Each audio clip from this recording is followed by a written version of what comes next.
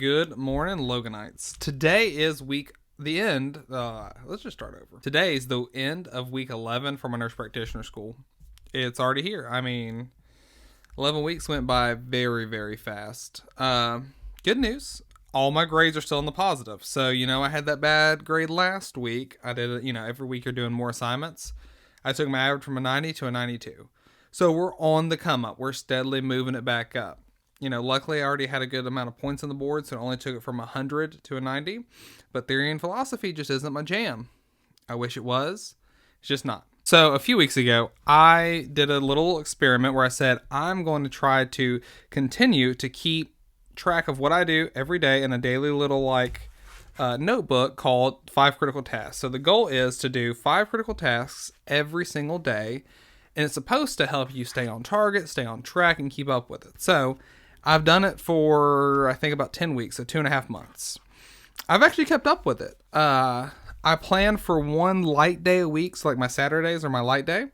But every other day than that, I make sure I do 5 critical tasks. It's tough on the days that I work 14 hours, but other than that, it's pretty on point. It helps me keep my week organized. So this is what I've been doing.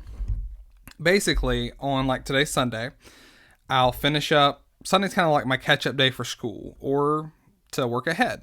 But what I'll do before the end of the day is I'll sit down and I'll go through all of my syllabuses and write out what do I have to do for this week of school. So I'll just make a bullet point list of each class with the items that I need to do in it.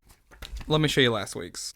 So this is last week's. I didn't get all of it done. Okay, I have my top priority and my lowest priority because two of the two classes are 2-week assignments. So I've got a little bit of wiggle room. The reason why I didn't do those is because this is when I took my stepson over to a fall break backpacking trip. So everything kind of was tight on time anyways. Today, however, I am going to try to knock out one of those things for next week so that it's not as heavy next week, because 2-week assignments is generally a lot more work than just the 1 week. Sundays, I get everything written out, ready to go for the next week of school. And then I start thinking about how do I want to devise it out? What is the highest priority? So last week, I had a test and a paper due in epidemiology. So the paper has to be due by Friday. The test is due by Friday. Then I got a test in economics due by Friday. So I got 3 things that are due by Friday. Okay. Here's the kicker. Those tests aren't open until Wednesday at 5 o'clock. So I work Monday, I work Tuesday. So Monday I worked and I started all my readings for the paper. And then I did the paper and finished up the readings for the test in both classes Tuesday. Wednesday I worked all day. I got home, I took both tests because Thursday morning is when we went out backpacking. Backpack Thursday, come back Friday. Saturday we did a flower festival or a flower sales thing. And here I am Sunday to recoup and game plan what I'm going to do for this next week. Now I do have that theory and philosophy discussion board and reading stuff on my list to do. And I did start on it Monday. I was trying to get ahead, but it just ended up being a lot. And that's the key. You have a list of things you need to do, but don't be afraid to reorganize and readjust as needed, right? That's the thing. You make your assessments, you make your plan, and then readjust as needed. I haven't really stuck with the eating, the diet, trying to lose a bunch of weight that well. To be honest, I haven't, because that was one of my original goals with these 5 critical tasks. But what I have done is I've become more active. I've walked at least 4 days out of every week. I've done about 2.5 miles on those days. I've started incorporating hitting the punching bag, like a punching bag workout. And I've also got a hang board I've been hanging on. So I have done better on my actual physical activity. I have, however, let the diet slip. Give and take. The point of it, though, is to be at least 1% better every day. And honestly, to that, this little notebook has really, really helped me do it. Just 5 critical tasks every day. I just try to go through and knock them out. And here's the thing. I'm not going to say that at the end of the day, I've been able to finish every single task. However, if there's something hanging over from yesterday, I make sure I hit that out first. So yesterday, I wanted to rough edit a YouTube video. I didn't do that. I ended up getting tired, getting sleepy. We watched a movie. I didn't do it. So this morning, that was the first thing I did. I woke up early, just because I naturally wake up early sometimes, and then I just went ahead and did it. I knocked it out.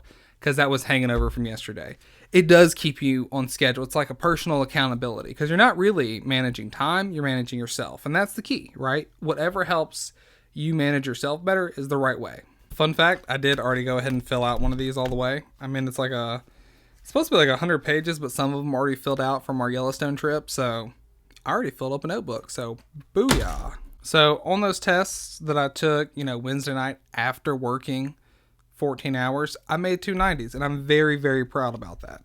However, I will say, so sometimes I kind of lightly read over a chapter because it is open book. So I'll skim through the chapter, and then, you know what, I'll just attempt a test because I've got pretty good grades. And I've kind of slipped into a bad habit. However, with the paper that I had to write, epidemiology, I read everything.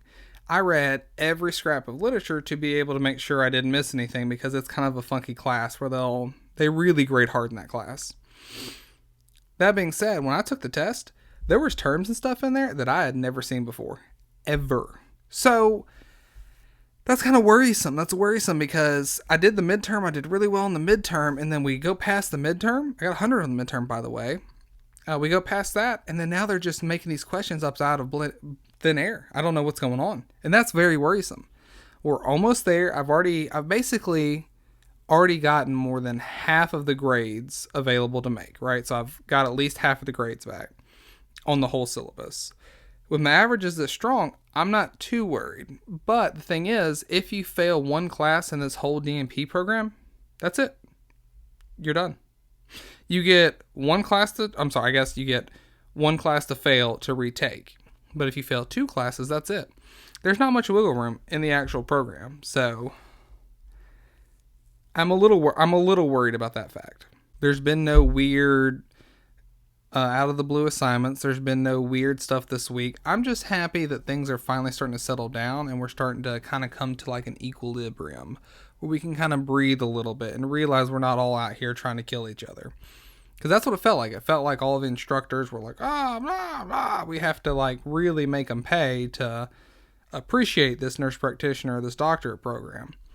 I feel like we finally passed that. And that's a big thing for me. I finally feel like we can finally take a breath and just get it together. The only downside that's happening right now in my personal life is we just got my stepson into Cub Scouts. And I'm going to be real with everyone out there. Me and my wife talked it over. And we actually had the conversation of, do we really want to start Cub Scouts now? Because he's at the age where he can start at the perfect time for Weeblos.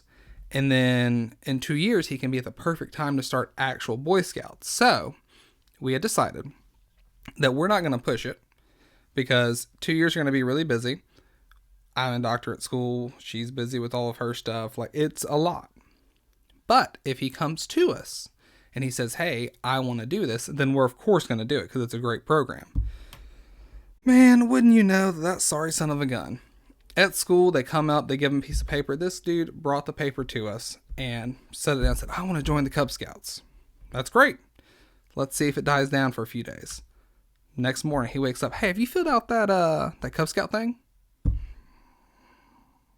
Next day, he wakes up. You filled out that Cub Scout thing, right? He gets home from school. Hey, what did you fill out the Cub Scout form? He didn't forget. And that's great. That means he's actually wanting to do it. So then we signed him up. The downside is like next weekend, now there's our first Cub Scout camp out. And that's also going to kind of intrude on my school time. So good that he wants to do it. And good that he's very excited for it. Bad that it's going to cut into extra time that I can kind of play with. Because when you're camping out in the woods, it's real hard to do any kind of schoolwork whatsoever. So that is something that's coming up. And I did not necessarily want to start now, but now that we're here, I'm very happy that we're here. Because I think it's good for him too. So I guess it's just going to have to be a take it one bite at a time and really stick to this planning. Like this planning is going to be key to be able to fit all of my school around everything else that's going on in my life. Because that's the thing. I've done working full-time and school full-time. I had 2 jobs, one full-time, one part-time, and nursing school when I got my original bachelor's degree. I've done that, but it takes away from your family. It takes away from everything. You don't have enough time. Like I didn't see my dad or my brothers or my friends near as much in that like 3-year period that I was just doing the nursing program that I should have. That's rough. That's rough. I don't recommend that to anybody.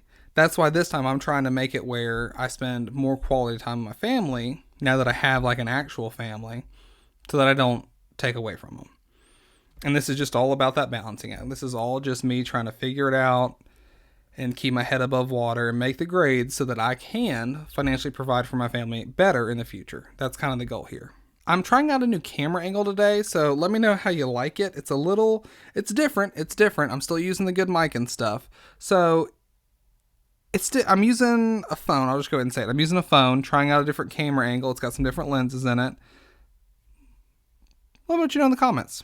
I'm kind of iffy on it right now. That's it, guys. Remember, like, comment, subscribe, share it with a friend. That's really what I want you to do. I want you to share it with somebody that can actually get some usefulness out of this. I would really appreciate that, because I'm not doing this just for me. I'm doing this for you as well. So please share it with a friend. Let me know how you like it. And as always, I'll see you next week. Keep your corn on the cob.